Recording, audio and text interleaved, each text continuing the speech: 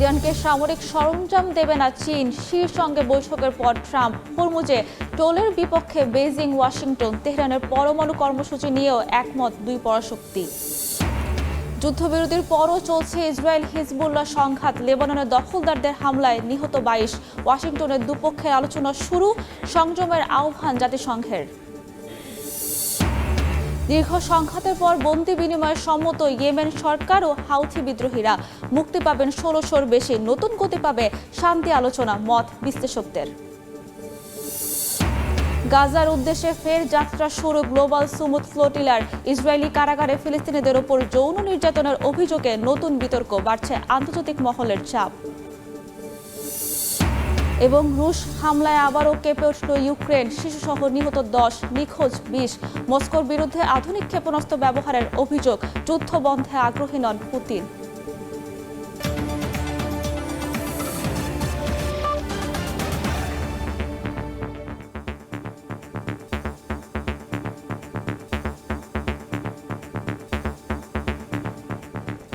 আন্তর্জাতিক সময়ের সঙ্গে আছি আমি Sabrina Majumdar.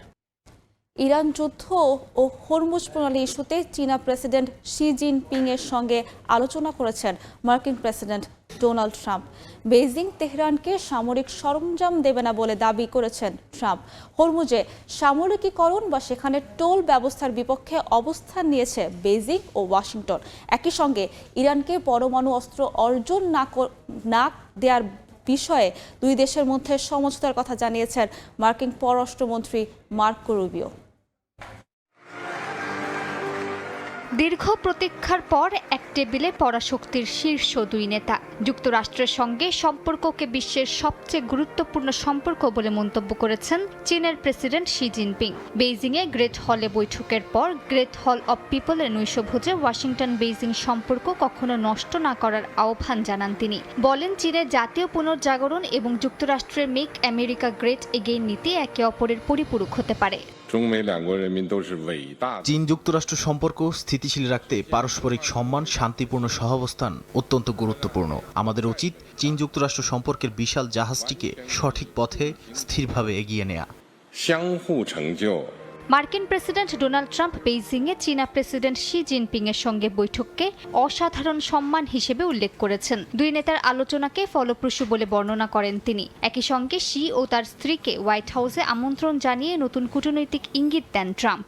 Thank you again, President Xi, for this beautiful welcome, and tonight it is my honor to extend an invitation to you and Madam Peng to visit us at the White House this September 24th, and we look forward to it. এর আগে বেইজিংয়ে great হলে প্রায় 2 ঘন্টার রুদ্ধদ্বার আলোচনা করেন চীনা president Xi Jinping ও মার্কিন president Donald Trump. বৈঠকে শি জিনপিং বলেন, যুক্তরাষ্ট্র ও চীনের উচিত প্রতিপক্ষ নয়, বরং অংশীদার হিসেবে কাজ করা। তাইওয়ান ইস্যু সঠিকভাবে সামাল দিতে না পারলে দুই দেশের সম্পর্ক বিপজ্জনক সংঘাতের দিকে যেতে পারে বলেও সতর্ক করেছেন তিনি। অন্যদিকে শি জিনপিংকে অসাধারণ নেতা আখ্যা দেন মার্কিন প্রেসিডেন্ট। ওয়াশিংটন বেইজিং সম্পর্ক আগের যে কোনো সময়ের চেয়ে আরও ভালো হবে বলে আশাবাদ ব্যক্ত করেন। এদিকে শি জিনপিং এর সঙ্গে বৈঠকে ইরান যুদ্ধ ও হরমুজ ইস্যুতে আলোচনা করেছেন ডোনাল্ড ট্রাম্প। বৈঠক শেষে মার্কিন পররাষ্ট্রমন্ত্রী মার্কো রুবিও বলেন, প্রণালীটিকে সামরিকীকরণ বা টোল ব্যবস্থা চালুর পক্ষে নয় বেইজিং। এই অবস্থানের সঙ্গে ওয়াশিংটনও একমত। তবে ইরান ইস্যুতে চীনের সহায়তা চাওয়া হয়নি উল্লেখ করে তেহরানকে পরমাণু অস্ত্র অর্জন করতে না দেওয়ার বিষয়ে ট্রাম্প ও শি জিনপিং এর মধ্যে এক ধরনের সমঝোতা রয়েছে বলে দাবি করেন তিনি। মালিহা সুহরওয়ার্দী, সময় সংবাদ। বিশ্বের দুই পরাশক্তির শীর্ষ বৈঠক, কিন্তু আলোচনার টেবিলে নেই একজন নারী। বেইজিংয়ে ট্রাম্প শি বৈঠকের ছবি সামনে আসতেই নতুন করে আলোচনা এসেছে যুক্তরাষ্ট্র ও চীনের ক্ষমতার কাঠামোয় নারীদের সীমিত উপস্থিতি। আধুনিক কূটনীতির সবচেয়ে গুরুত্বপূর্ণ বৈঠকগুলোর একটিতে পুরুষ প্রাধান্যই যেন আবারও স্পষ্ট হয়ে উঠেছে। বেইজিংয়ের গ্রেট হলে টেবিলের দুই পাশে মুখোমুখি বসে মার্কিন প্রেসিডেন্ট ডোনাল্ড ট্রাম্প ও চীনের প্রেসিডেন্ট শি জিনপিং। দুই নেতার পাশে সারিবদ্ধভাবে বসে 1 ডজনের বেশি কর্মকর্তা ও উপদেষ্টা। তবে পুরো বৈঠকে চোখে পড়েনি কোনো নারী প্রতিনিধিকে। সামাজিক যোগাযোগ মাধ্যমেও দ্রুত ছড়িয়ে পড়ে বৈঠকের সেই ছবি, যেখানে পুরুষদের উপস্থিতিই ছিল পুরো আলোচনার কেন্দ্র জুড়ে।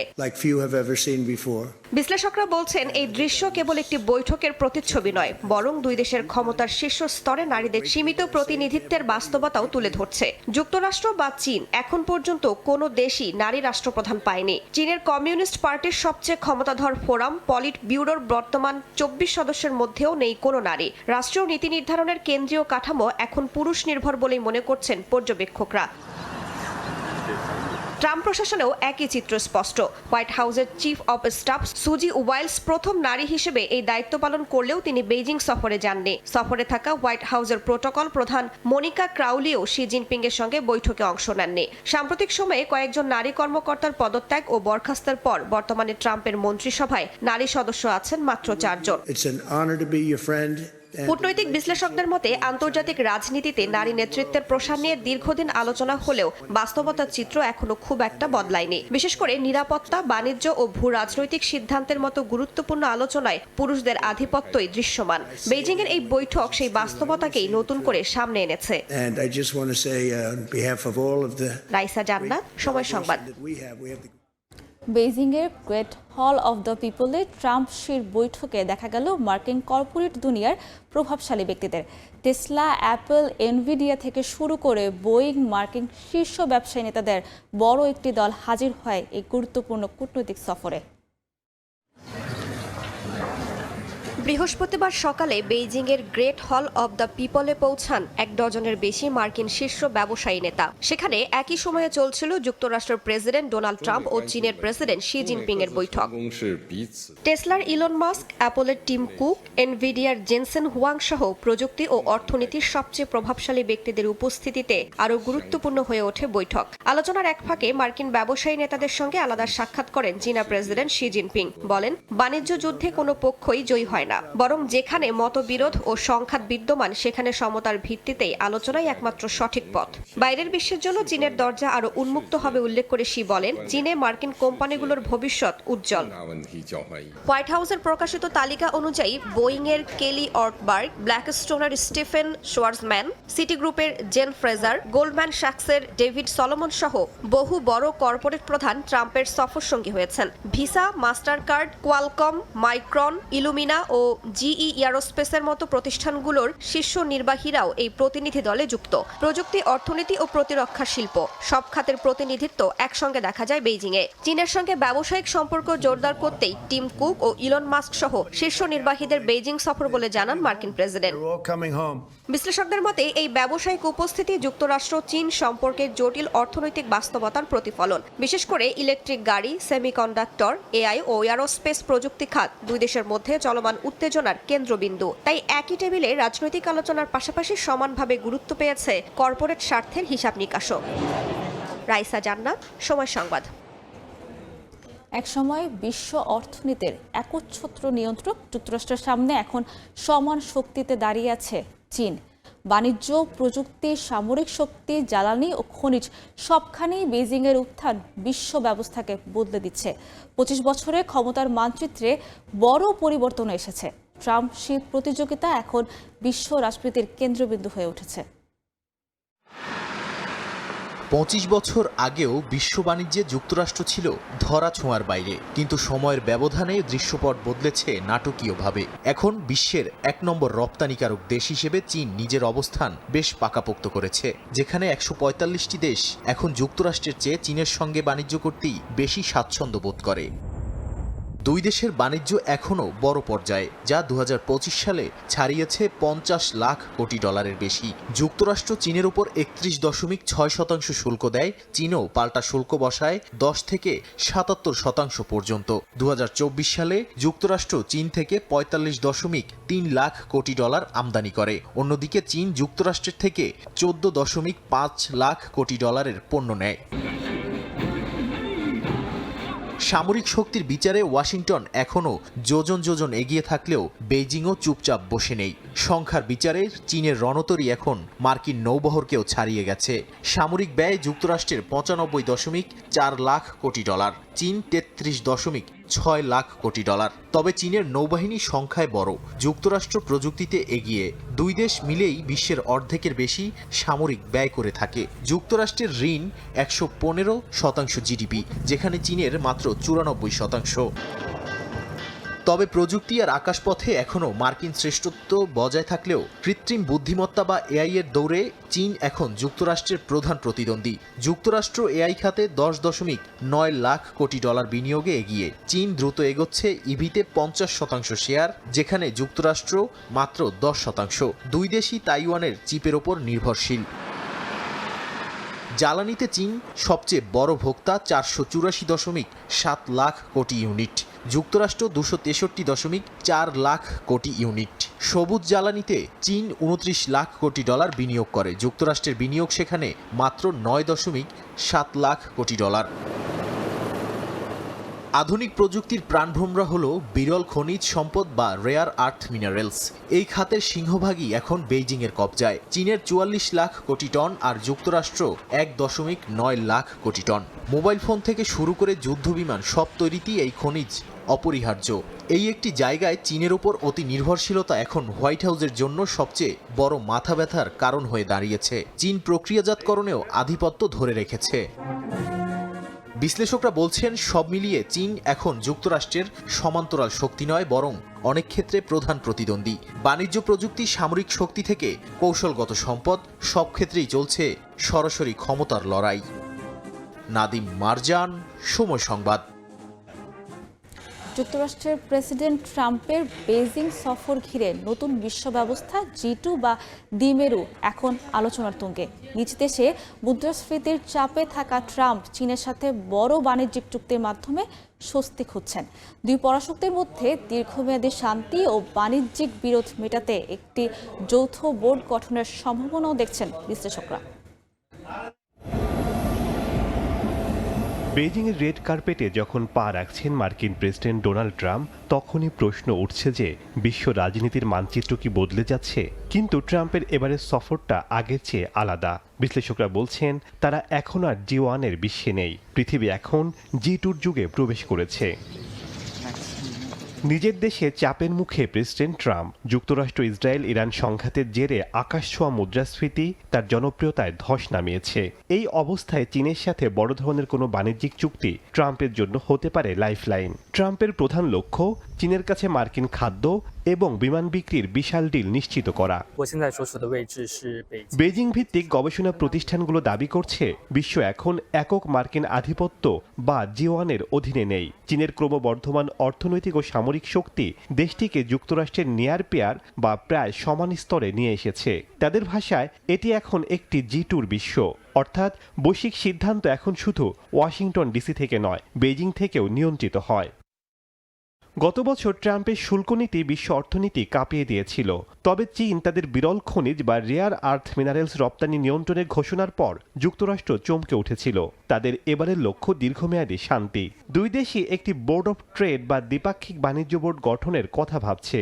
এটি সফল হলে বছরের পর বছর ধরে চলা বাণিজ্য যুদ্ধের অবসান ঘটতে পারে বলে মনে করছেন বিশ্লেষকরা। শেখ সাদি মারজান, সময় সংবাদ। হরমুজ প্রণালী সব বাণিজ্যিক জাহাজের জন্য খোলা থাকবে। ইরানের নৌবাহিনীর সঙ্গে সমন্বয় করে চলার শর্ত জুড়ে দিয়েছেন দেশটির পররাষ্ট্রমন্ত্রী আব্বাস আরাঘচি। ভারতে ব্রিক্স সম্মেলনে অংশ নিয়ে মার্কিন সামরিক অভিযানকে অবৈধ আখ্যা দিয়ে আমিরাতের বিরুদ্ধে ইসরায়েলকে সহায়তার অভিযোগ তোলেন আরাঘচি। স্থানীয় সময় বৃহস্পতিবার ভারতের রাজধানী নয়াদিল্লিতে শুরু হয় ব্রিক্স জোটভুক্ত দেশগুলোর পররাষ্ট্রমন্ত্রীদের সম্মেলন। 2 দিনের এই সম্মেলনের উদ্বোধনী বক্তব্যে আন্তর্জাতিক জলসীমায় নিরাপদ ও বাধাহীন নৌ চলাচল নিশ্চিত করার আহ্বান জানান দেশটির পররাষ্ট্রমন্ত্রী এস জয়শঙ্কর। সম্মেলনের মূল আলোচনায় উঠে আসে মধ্যপ্রাচ্যে যুদ্ধ ও জ্বালানি সংকট। সম্মেলনে অংশ নিয়ে ইরানের পররাষ্ট্রমন্ত্রী আব্বাস আরাকচি যুক্তরাষ্ট্র ও ইসরায়েলের বিরুদ্ধে আন্তর্জাতিক আইন লঙ্ঘনের অভিযোগ তোলেন। একই সঙ্গে তিনি দাবি করেন, সংযুক্ত আরব আমিরাত ইসরায়েলকে সহায়তা করে ইরানের বিরুদ্ধে সামরিক অভিযানে ভূমিকা রেখেছে। যদিও এই অভিযোগের বিষয়ে এখনো কোনো প্রতিক্রিয়া দেখায়নি আমিরাত। তেহরানের ওপর সামরিক পদক্ষেপকে অবৈধ আখ্যা দিয়ে পশ্চিমা প্রভাব ও ওয়াশিংটনের দায়মুক্তির সংস্কৃতির বিরুদ্ধে অবস্থান নিতে ব্রিক্স সদস্যভুক্ত দেশগুলোর প্রতি আহ্বান জানান তিনি। সম্মেলনের ফাঁকে রুশ পররাষ্ট্রমন্ত্রীর সঙ্গেও বৈঠক করেন আরাকচি। ব্রিক্স সম্মেলনে হরমুজ প্রণালী নিয়েও উদ্বেগ প্রকাশ করতে দেখা যায় অনেককে। তবে ইরান বলছে জলপথটি সব বাণিজ্যিক জাহাজের জন্য খোলা থাকবে, কিন্তু জাহাজগুলোকে তেহরানের নৌবাহিনীর সঙ্গে সমন্বয় করে চলতে হবে। উত্তেজনা কমাতে আঞ্চলিক সহযোগিতার আশ্বাস দিয়েছে ভারতও। এদিকে মধ্যপ্রাচ্যে যুদ্ধ চলাকালে সৌদি আরব ও সংযুক্ত আরব আমিরাত আলাদাভাবে ইরানের ওপর হামলা চালিয়েছে বলে প্রতিবেদন প্রকাশ করেছে মার্কিন সংবাদ মাধ্যম নিউ ইয়র্ক টাইমস। সংশ্লিষ্ট সূত্রের বরাতে সংবাদ মাধ্যমটি জানায়, দেশ দুটির ওপর হওয়া হামলার জেরে পাল্টা জবাব দিয়েছে তারা। তবে সৌদি ও আমিরাত কেউই এ হামলার বিষয়টি স্বীকার করেনি। অন্যদিকে যুক্তরাষ্ট্র দাবি করেছে তাদের সামরিক অভিযানে ইরানের ক্ষেপণাস্ত্র ও প্রতিরক্ষা সক্ষমতা বড় ধরনের ক্ষতির মুখে পড়েছে। নাসরিন রুমি, সময়। যুদ্ধবিরতির ঘোষণার পরও ইসরায়েল লেবানন সীমান্তে পাল্টা হামলা অব্যাহত রয়েছে।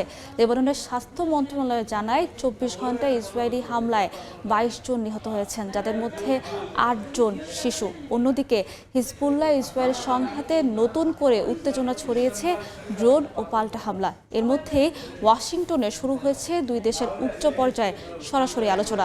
এতে সব পক্ষকে সর্বোচ্চ সংযম দেখানোর আহ্বান জানিয়েছে জাতিসংঘ।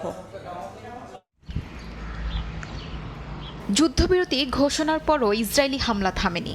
লেবাননের স্বাস্থ্য মন্ত্রণালয় জানায়, গত 24 ঘন্টার হামলায় নিহত হয়েছেন অনেকে, যাদের মধ্যে রয়েছে বেশ কয়েকজন শিশু। ইসরায়েলি সেনাবাহিনী জানায়, হিজবুল্লাহ ছোড়া একটি বিস্ফোরক ড্রোন সীমান্ত এলাকায় পড়লে এতে অনেক বেসামরিক মানুষ হতাহত হয়। এর জবাবে দক্ষিণ লেবাননে হিজবুল্লাহর অবস্থান লক্ষ্য করে নতুন হামলা চালানো হয়। অন্যদিকে হিজবুল্লাহ দাবি করেছে, গত 24 ঘন্টায় ইসরায়েলি সেনাদের লক্ষ্য করে 17টি হামলা চালিয়েছে তারা। উত্তপ্ত পরিস্থিতির মধ্যেই যুক্তরাষ্ট্রের ওয়াশিংটন ডিসিতে শুরু হয়েছে ইসরায়েল লেবাননের তৃতীয় দফা সরাসরি আলোচনা। যুদ্ধবিরতির মেয়াদ শেষ হওয়ার আগ মুহূর্তে এই বৈঠককে গুরুত্বপূর্ণ অগ্রগতি হিসেবে দেখা হচ্ছে। লেবানন আশা করছে 2 দিনের আলোচনায় নতুন যুদ্ধবিরতি চুক্তির পথে অগ্রগতি আসবে। আলোচনায় দক্ষিণ লেবানন থেকে ইসরায়েলি সেনা প্রত্যাহার এবং হিজবুল্লাহর নিরস্ত্রীকরণের ইস্যু আছে। তবে হিজবুল্লাহ এই আলোচনায় অংশ নেয়নি এবং এটিকে বিনা বিনিময়ে ছাড় হিসেবে সমালোচনা করেছে তারা। ইসরায়েল ও লেবাননের মধ্যে আনুষ্ঠানিক কূটনৈতিক সম্পর্ক না থাকায় আলোচনা আরও জটিল হয়ে উঠছে। জাতিসংঘ জানিয়েছে, এই আলোচনা টেকসই যুদ্ধবিরতির পথ খুলে দেবে। সংস্থাটি সব পক্ষকে সর্বোচ্চ সংযম দেখানোর আহ্বান জানিয়েছে, যাতে বেসামরিক নাগরিকদের সুরক্ষা নিশ্চিত হয়। তবে বিশ্লেষকদের মতে এটি মূলত রাষ্ট্রদূত পর্যায়ের আলোচনা, যেখানে ইসরায়েল, লেবানন বা যুক্তরাষ্ট্রের শীর্ষ নেতৃত্বের সরাসরি অংশগ্রহণ নেই। এদিকে বৃহস্পতিবার ইসরায়েলের প্রধানমন্ত্রী বেনিয়ামিন নেতানিয়াহু বলেন, জেরুজালেম ইসরায়েলি সার্বভৌমত্বের অধীনে ঐক্যবদ্ধ থাকবে। ইসরায়েল এমন আঞ্চলিক মধ্যপন্থী মিত্রদের সঙ্গে সহযোগিতা চায় যারা ইসরায়েলকে সহায়তার কৌশলগত গুরুত্ব বোঝে। তার ভাষায় এসব সহযোগিতা দুই পক্ষের জন্যই লাভজনক হতে পারে। শিউলি রোজা, সময় সংবাদ। এক দশকের বেশি সময় ধরে চলা যুদ্ধের মধ্যে বিপুল সংখ্যক বন্দি বিনিময়ে সম্মত হয়েছে ইয়েমেন সরকার ও হাউথি বিদ্রোহীরা। জাতিসংঘের মধ্যস্থতায় হওয়া এই চুক্তির আওতায় মুক্তি পাবেন 1600-র বেশি বন্দী। যুদ্ধ শুরুর পর এটি সবচেয়ে বড় বন্দি বিনিময় চুক্তি বলে জানিয়েছে জাতিসংঘ। বিশ্লেষকদের মতে দীর্ঘ সংঘাতের পর এটি শান্তি আলোচনায় নতুন গতি আনতে পারে। ইয়েমেনে চলমান গৃহযুদ্ধের মধ্যে স্থানীয় সময় বৃহস্পতিবার জর্ডানের রাজধানী আম্মানে বন্দি বিনিময় চুক্তির ঘোষণা দেয় দেশটির আন্তর্জাতিকভাবে স্বীকৃত সরকার ও ইরান সমর্থিত হাউথি বিদ্রোহীরা। টানা 15 সপ্তাহের সরাসরি আলোচনার পর জাতিসংঘের মধ্যস্থতায় একটি সমঝোতায় পৌঁছায় দুপক্ষ। জাতিসংঘের বিশেষ দূত হ্যান্স গ্রুনবার্গের দাবি, বছরের পর বছর ধরে নিখোঁজ স্বজনদের অপেক্ষায় থাকা হাজারো পরিবারের জন্য এই চুক্তিটি নতুন আশার আলো হয়ে এসেছে। আমি আনন্দের সঙ্গে জানাচ্ছি যে জর্ডানের রাজধানী আম্মানে 15 সপ্তাহের সরাসরি আলোচনার পর এখানে উপস্থিত পক্ষগুলো বিপুল সংখ্যক বন্দীকে মুক্তি দেওয়ার বিষয়ে সম্মত হয়েছে। ইয়েমেনে চলমান সংঘাত শুরু হওয়ার পর থেকে এটি এখন পর্যন্ত দুই পক্ষের আলোচনায় সবচেয়ে বড় সংখ্যক বন্দি মুক্তির সমঝোতা।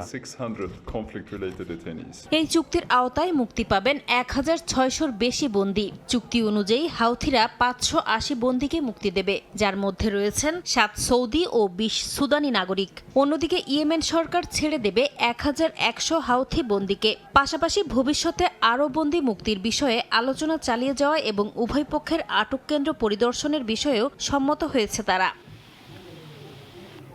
আন্তর্জাতিকভাবে রেড ক্রস কমিটির সহায়তায় দ্রুত সময়ের মধ্যে বন্দি বিনিময় কার্যক্রম বাস্তবায়নের পরিকল্পনাও চূড়ান্ত করা হয়েছে। যত দ্রুত সম্ভব এই প্রক্রিয়া শুরু হবে বলেও জানা গেছে। এর আগে ২০২৩ সালের এপ্রিলেও প্রায় ৯০০ বন্দীকে মুক্তি দেওয়া হয়েছিল।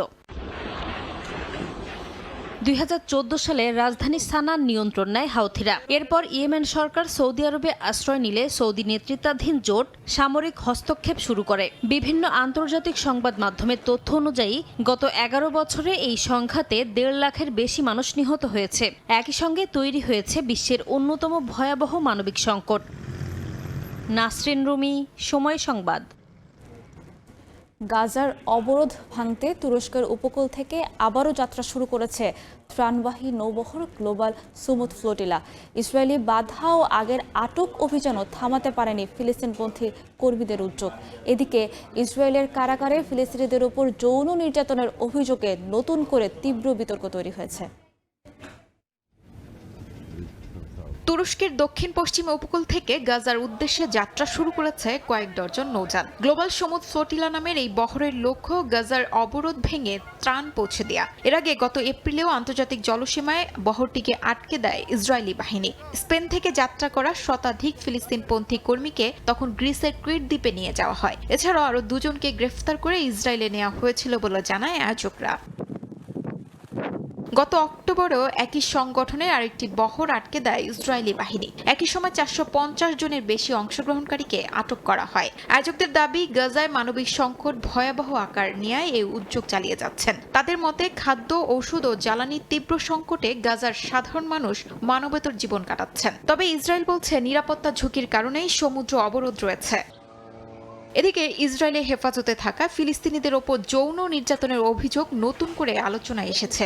নিউ ইয়র্ক টাইমসের এক প্রতিবেদনে বন্দীদের ভয়াবহ অভিজ্ঞতার বর্ণনা তুলে ধরা হয়েছে। প্রতিবেদনে পুরুষ, নারী ও শিশুদের ওপর নির্যাতন, ধর্ষণ ও অপমানের অভিযোগ আনা হয়েছে। মানবাধিকার সংগঠনগুলোর দাবি, ২০২৩ সালের অক্টোবরের পর এসব অভিযোগ আরও বেড়েছে। তাদের মতে ইসরায়েলের কারাগারের ব্যবস্থা এখন ভয়াবহ নির্যাতনের কেন্দ্রে পরিণত হয়েছে।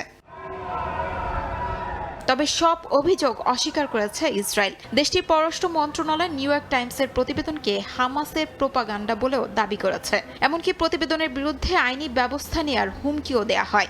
ইসরায়েলি কর্মকর্তারা বলছেন, দেশটির ভাবমূর্তি নষ্ট করতে এসব অভিযোগ আনা হচ্ছে। অন্যদিকে মানবাধিকার কর্মীরা বলছেন, এসব অভিযোগের নিরপেক্ষ আন্তর্জাতিক তদন্ত জরুরি।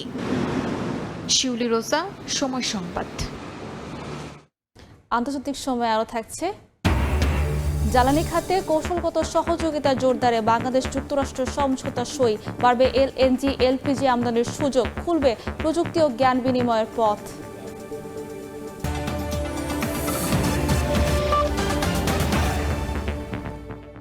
রুশ ক্ষেপণাস্ত্র হামলায় আবারও কেঁপে উঠল ইউক্রেনের রাজধানী কিয়েভ। হামলায় একটি আবাসিক ভবন ধ্বংস হয়ে শিশুসহ অন্তত ১০ জন নিহত হয়েছেন। আহত হয়েছেন অন্তত ৩০ জন এবং নিখোঁজ অন্তত ২০ জন। ইউক্রেনের প্রেসিডেন্ট ভলোদিমির জেলেনস্কির দাবি, নিষেধাজ্ঞা থাকা সত্ত্বেও আধুনিক ক্ষেপণাস্ত্র ব্যবহার করে হামলা চালায় রাশিয়া। এবারের ইউক্রেন জুড়ে শত শত ড্রোন হামলাকে যুদ্ধের সবচেয়ে ভয়াবহ পর্বগুলোর একটি বলছেন বিশ্ব নেতারা। ইউক্রেনের পররাষ্ট্রমন্ত্রী জানান, এই হামলা প্রমাণ করে রুশ প্রেসিডেন্ট ভ্লাদিমির পুতিন যুদ্ধ বন্ধে আগ্রহী নন। স্থানীয় সময় বৃহস্পতিবার রাশিয়ার ক্ষেপণাস্ত্র হামলায় ইউক্রেনের রাজধানী কিয়েভের একটি ৯তলা আবাসিক ভবন প্রায় সম্পূর্ণ ধ্বংস হয়ে যায়। এই ঘটনায় শিশুসহ নিহত হয়েছেন অনেকেই। ইউক্রেনের স্বরাষ্ট্রমন্ত্রী ইহোর ক্লিমেঙ্কো জানিয়েছেন, ওই ভবনে বহু মানুষ আহত হয়েছেন এবং এখনও নিখোঁজ রয়েছেন অনেকে। কিয়েভের উদ্ধার অভিযান অব্যাহত রয়েছে বলে জানান ইউক্রেনের স্বরাষ্ট্রমন্ত্রী। ইউক্রেনের প্রেসিডেন্ট ভলোদিমির জেলেনস্কির দাবি, ভবনটিতে KH-101 নামে আধুনিক ক্ষেপণাস্ত্র দিয়ে এই হামলা চালিয়েছে রাশিয়া। ব্যবহৃত ক্ষেপণাস্ত্রটি 2026 সালের দ্বিতীয় প্রান্তিকে তৈরি বলে ধারণা করছে জেলেনস্কি। তিনি বলেন, নিষেধাজ্ঞা থাকা সত্ত্বেও রাশিয়া এখনো প্রয়োজনীয় উপাদান সংগ্রহ করে অস্ত্র উৎপাদন চালিয়ে যাচ্ছে, যা আন্তর্জাতিক নিষেধাজ্ঞা ব্যবস্থায় বড় প্রশ্ন তৈরি করছে। একই সঙ্গে তিনি জোর দিয়ে বলেন, রাশিয়ার নিষেধাজ্ঞা এড়ানোর কৌশল বন্ধ করাই এখন বৈশ্বিক অগ্রাধিকার হওয়া উচিত। ইউক্রেনের বিমান বাহিনীর মুখপাত্র জানান, এটি রাশিয়ার পূর্ণমাত্রার আক্রমণের শুরু থেকে অন্যতম বড় হামলা। বুধবার থেকে এখন পর্যন্ত প্রায় 1,500-এর বেশি ড্রোন নিক্ষেপ করেছে রাশিয়া। পররাষ্ট্রমন্ত্রী আন্দ্রি সিবিয়া বলেন, এই হামলা প্রমাণ করে রুশ প্রেসিডেন্ট ভ্লাদিমির পুতিন যুদ্ধ বন্ধে আগ্রহী নন। এদিকে এই হামলার প্রভাব ছড়িয়ে পড়ে বিশ্বজুড়ে। জার্মান চ্যান্সেলর ফ্রেডরিক মের্জ, ফ্রান্সের প্রেসিডেন্ট এমানুয়েল ম্যাক্রো এবং ইউরোপীয় কমিশনের প্রধান উর্সুলা এই হামলাকে তীব্র নিন্দা জানিয়ে বলেন, এটি শান্তি প্রচেষ্টার বিরুদ্ধে একটি নতুন বার্তা। শিউলি রোসা, সময় সংবাদ। এবার ভারতের পশ্চিমবঙ্গে পুরোপুরি শুরু হলো বুলডোজার সংস্কৃতি। কলকাতার একটি বাড়িতে অবৈধভাবে তৈরি কারখানা বুলডোজার দিয়ে গুঁড়িয়ে দিল শুভেন্দু প্রশাসন। সেখানে উপস্থিত ছিলেন নতুন সরকারের পৌরমন্ত্রী অগ্নিমিত্রা পাল। বিস্তারিত জানাচ্ছেন সুব্রত আচার্য।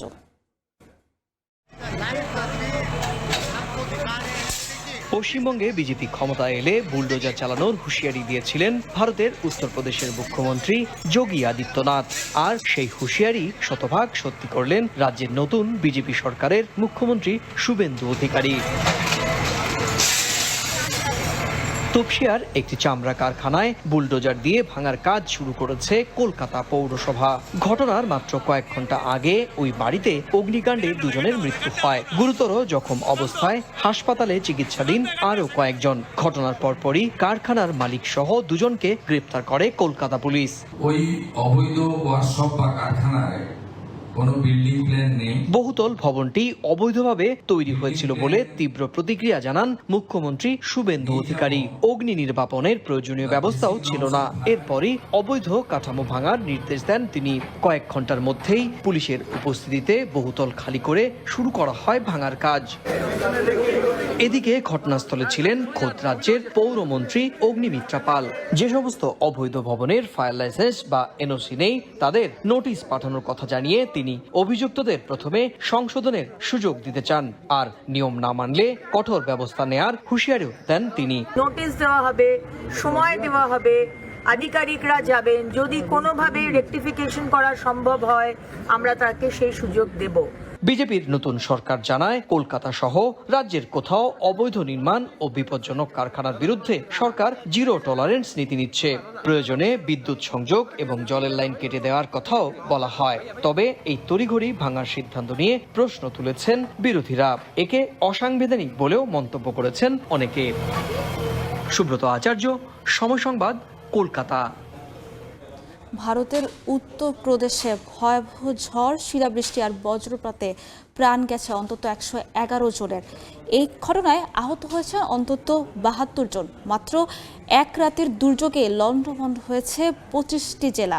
বাড়িঘর ধসে পড়েছে, মারা গেছে শতাধিক গবাদি পশু। এদিকে ঝড়ের তোড়ে টিনের চালাসহ এক ব্যক্তি প্রায় 50 ফুট উপরে উঠে যাওয়ার ভিডিও ঘিরে সামাজিক যোগাযোগ মাধ্যমে চলছে তোলপাড়। স্থানীয় সময় বুধবার রাত থেকে বৃহস্পতিবার সকাল পর্যন্ত ভারতের উত্তরপ্রদেশ জুড়ে তাণ্ডব চালায় প্রবল ঝড়, ভারী বর্ষণ ও শিলাবৃষ্টি। রাজ্যের ত্রাণ কমিশনের তথ্য অনুযায়ী এতে নিহত হয়েছেন শতাধিক মানুষ এবং আহত হয়েছেন অনেকে। সবচেয়ে বেশি প্রাণহানি হয়েছে প্রয়াগরাজ জেলায়। এছাড়াও মির্জাপুর, সন্ত রবিদাসনগর ও ফতেহপুরে বহু হতাহতের ঘটনা ঘটেছে। প্রাকৃতিক দুর্যোগে রাজ্যের বিভিন্ন এলাকায় ব্যাপক ক্ষয়ক্ষতির খবর পাওয়া যায়। 1.5 শতাধিক গবাদি পশুর মৃত্যু হয় এবং ক্ষতিগ্রস্ত হয়েছে শত শত ঘরবাড়ি। বিদ্যুৎ ও যোগাযোগ ব্যবস্থাও ব্যাহত হয়েছে অনেক স্থানে। পরিস্থিতি পর্যবেক্ষণে ইন্টিগ্রেটেড কন্ট্রোল অ্যান্ড কমান্ড সেন্টারের মাধ্যমে জেলা প্রশাসনের সঙ্গে সার্বক্ষণিক যোগাযোগ রাখা হচ্ছে বলে জানিয়েছে কর্তৃপক্ষ। এরই মধ্যেই বেরেলি জেলায় ভামুরা এলাকায় ঘটে চাঞ্চল্যকর এক ঘটনা। স্থানীয় এক বাসিন্দা ঝড়ের তীব্র বাতাসে একটি টিনের চালের সঙ্গে প্রায় 50 ফুট উপরে উঠে যান। পরে তিনি একটি ভুট্টা খেতে ছিটকে পড়ে গুরুতর আহত হন। ওই ঘটনার ভিডিও সামাজিক যোগাযোগ মাধ্যমে ছড়িয়ে পড়লে ব্যাপক আলোচনা সৃষ্টি হয়। এদিকে দুর্যোগে প্রাণহানি ও ক্ষয়ক্ষতির ঘটনায় গভীর উদ্বেগ প্রকাশ করেছেন উত্তরপ্রদেশের ত্রাণ কমিশনার। নিহতদের পরিবারের প্রতি সমবেদনা জানিয়ে দ্রুত ত্রাণ ও উদ্ধার কার্যক্রম শুরুর নির্দেশ দিয়েছেন তিনি। এছাড়াও আহতদের সহায়তা ও নিহতদের পরিবারকে আর্থিক ক্ষতিপূরণ দেওয়ার নির্দেশও দেওয়া হয়। শিউলি রোজা, সময় সংবাদ। জ্বালানি খাতে সহযোগিতা জোরদারে বাংলাদেশ ও যুক্তরাষ্ট্রের মধ্যে স্বাক্ষর হয়েছে সমঝোতা স্মারক। ওয়াশিংটনের যুক্তরাষ্ট্রের ডিপার্টমেন্ট অফ এনার্জিতে স্থানীয় সময় বৃহস্পতিবার এই চুক্তি সই হয়। দীর্ঘমেয়াদী জ্বালানি নিরাপত্তা ও সহযোগিতা বাড়াতে বাংলাদেশ ও যুক্তরাষ্ট্রের মধ্যে এই সমঝোতা স্মারক সই হয়েছে। অনুষ্ঠানে যুক্তরাষ্ট্রের পক্ষে এনার্জি সেক্রেটারি ক্রিস রাইট এবং বাংলাদেশের পক্ষে পররাষ্ট্র উপদেষ্টা ডক্টর খলিলুর রহমান চুক্তিতে স্বাক্ষর করেন। চুক্তির আওতায় বাংলাদেশের জন্য যুক্তরাষ্ট্র থেকে এলএনজি, এলপিজি ও অন্যান্য জ্বালানির পণ্য আমদানির সুযোগ বাড়বে। পাশাপাশি তেল, গ্যাস সহ বিভিন্ন খাতে প্রযুক্তি বিনিময় ও সক্ষমতা উন্নয়নের পথও আরও বিস্তৃত হবে বলে আশা করা হচ্ছে। অনুষ্ঠানে দুই দেশের জ্বালানি ও কূটনৈতিক কর্মকর্তারাও উপস্থিত ছিলেন।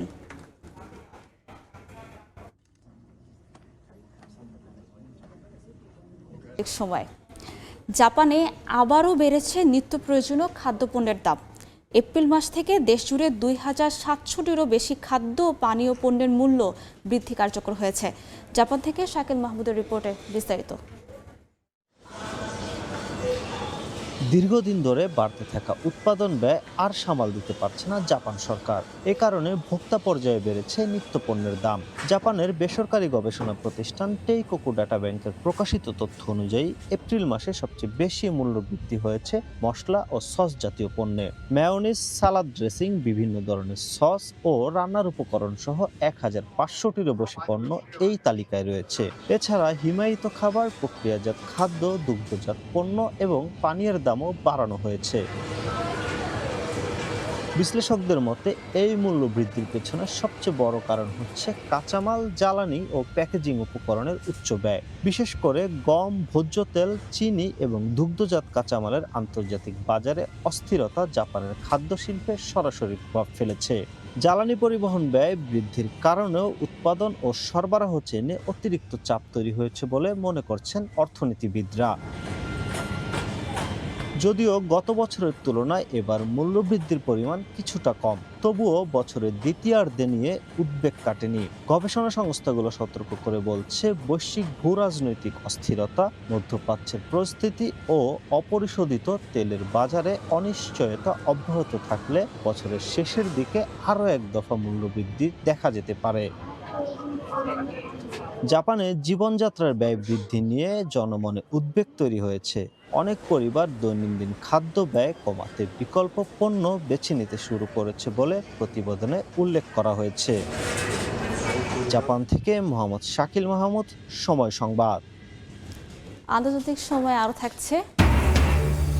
ব্রিটিশ প্রধানমন্ত্রীর ওপর অনাস্থা, এবার স্বাস্থ্যমন্ত্রীর পদত্যাগ, কয়েক ঘন্টা পরেই নতুন নিয়োগ। বড় সংকটের মুখে লেবার পার্টি, বলছেন বিশ্লেষকরা। চাপের মুখে পড়েছেন ব্রিটিশ প্রধানমন্ত্রী কিয়ার স্টারমার। তার নেতৃত্বের ওপর আস্থা হারিয়ে পদত্যাগ করেছেন স্বাস্থ্যমন্ত্রী ওয়েস স্ট্রিটিং।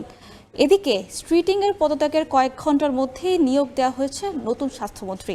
তার স্থলে নতুন স্বাস্থ্যমন্ত্রী হিসেবে দায়িত্ব পেয়েছেন অর্থ বিভাগের সাবেক শীর্ষ প্রশাসনিক কর্মকর্তা জেমস মারে। যুক্তরাজ্যের রাজনীতিতে কিয়ার স্টারমারের নেতৃত্ব নিয়ে লেবার পার্টির ভেতরে ক্রমেই অনাস্থা ও অসন্তোষ বাড়ছে। স্থানীয় ও আঞ্চলিক নির্বাচনে বড় পরাজয়ের পর একাধিক শীর্ষ নেতা এবং প্রায় 90 জন এমপি তাকে নেতৃত্ব থেকে সরে দাঁড়ানোর আহ্বান জানিয়েছেন। দলের নীতি, রাজনৈতিক দিক নির্দেশনা এবং জনসমর্থন ধরে রাখার সক্ষমতা নিয়ে এখন বড় প্রশ্ন উঠছে। এর মধ্যেই স্টারমারের নেতৃত্বের ওপর আস্থা হারিয়ে পদত্যাগ করেছেন স্বাস্থ্যমন্ত্রী ওয়েস স্ট্রিটিং। তিনি বলেন, বর্তমান নেতৃত্বে লেবার পার্টি ভবিষ্যৎ নির্বাচনের জন্য প্রস্তুত নয়। তার এই পদত্যাগ দলটির ভেতরের বিভাজনকে আরও স্পষ্ট করেছে। লেবার নিয়ম অনুযায়ী নেতৃত্ব চ্যালেঞ্জ করতে হলে 81 জন এমপির সমর্থন প্রয়োজন। তবে স্ট্রিটিং সেই প্রক্রিয়া এখনো শুরু করেননি। এদিকে স্ট্রিটিংয়ের পদত্যাগে স্টারমার দুঃখ প্রকাশ করলেও কয়েক ঘন্টার মধ্যেই নিয়োগ দেওয়া হয়েছে নতুন স্বাস্থ্যমন্ত্রী। সাবেক chief secretary to the treasury James মারে এখন দেশটির নতুন স্বাস্থ্যমন্ত্রী হিসেবে নিয়োগ পেয়েছেন। কিয়ার স্টারমারের নেতৃত্ব নিয়ে অনাস্থার মধ্যে সম্ভাব্য প্রতিদ্বন্দ্বী হিসেবে সামনে এসেছে অ্যান্ডি বার্নহাম ও অ্যাঞ্জেলা রেইনারের নাম। এরই মধ্যে বার্নহাম আবারও সংসদে ফেরার আগ্রহ দেখিয়েছেন, যার নেতৃত্ব প্রতিযোগিতার সম্ভাবনা আরও বাড়িয়েছে। নির্বাচনী বিপর্যয়, স্ট্রিটিংয়ের পদত্যাগ এবং সম্ভাব্য নেতৃত্ব লড়াই সব মিলিয়ে লেবার পার্টির ভবিষ্যৎ নেতৃত্ব এখন গভীর অনিশ্চয়তার মধ্যে রয়েছে বলে মনে করছেন বিশ্লেষকরা। নাসরিন রুমি, সময়। আন্তর্জাতিক সময়। যুক্তরাষ্ট্রে ভবিষ্যতে সরকারি অচলাবস্থার সময় সিনেটরদের বেতন বন্ধ রাখতে একটি প্রস্তাব অনুমোদন করেছে সিনেট। স্থানীয় সময় বৃহস্পতিবার রিপাবলিকান সিনেটর জন কেনেডির উত্থাপিত প্রস্তাবটি কণ্ঠভোটে পাশ হয়। সম্প্রতি দেশটিতে টানা 2 দফা সরকারি অচলাবস্থার পর বিষয়টি নতুন করে আলোচনায় আসে। কারণ সরকারি কাজ বন্ধ থাকলেও তখন সিনেটরদের বেতন চালু ছিল। এ নিয়ে সমালোচনার মধ্যেও নতুন এ সিদ্ধান্ত নেওয়া হয়। নতুন নিয়ম অনুযায়ী আগামী মধ্যবর্তী নির্বাচনের পর থেকে এটি সিনেট সদস্যদের জন্য কার্যকর হবে। তবে প্রতিনিধি পরিষদে একই ধরনের পদক্ষেপ নেওয়া হবে কিনা তা এখনও স্পষ্ট নয়। তবে কয়েকজন সিনেটর এই সিদ্ধান্তে সাংবিধানিক বৈধতা নিয়ে প্রশ্ন তুলেছেন।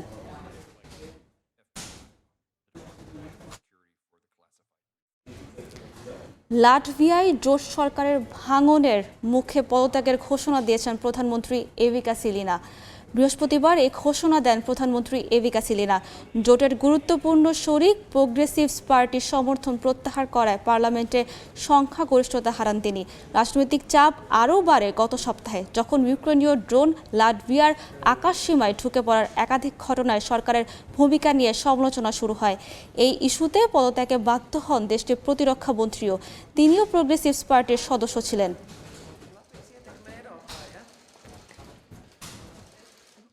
এ পর্যায়ে শীর্ষ সংবাদগুলো জানিয়ে দিব আরেকবার। ইরানকে সামরিক সরঞ্জাম দেবে না চীন, শীর সঙ্গে বৈঠকের পর ট্রাম্প। হরমুজের টোলের বিপক্ষে বেজিং, ওয়াশিংটন, তেহরানের পরমাণু কর্মসূচি নিয়েও একমত দুই পরাশক্তি। যুদ্ধবিরতির পরও চলছে ইসরায়েল হিজবুল্লাহ সংঘাত। লেবাননে দখলদার হামলায় নিহত 22। ওয়াশিংটনে দুপক্ষের আলোচনা শুরু। দীর্ঘ সংঘাতের পর বন্দি বিনিময়ে সম্মত ইয়েমেন সরকার ও হাউথি বিদ্রোহীরা। মুক্তি পাবেন 1600-র বেশি। নতুন গতি পাবে শান্তি আলোচনা, মত বিশ্লেষকদের।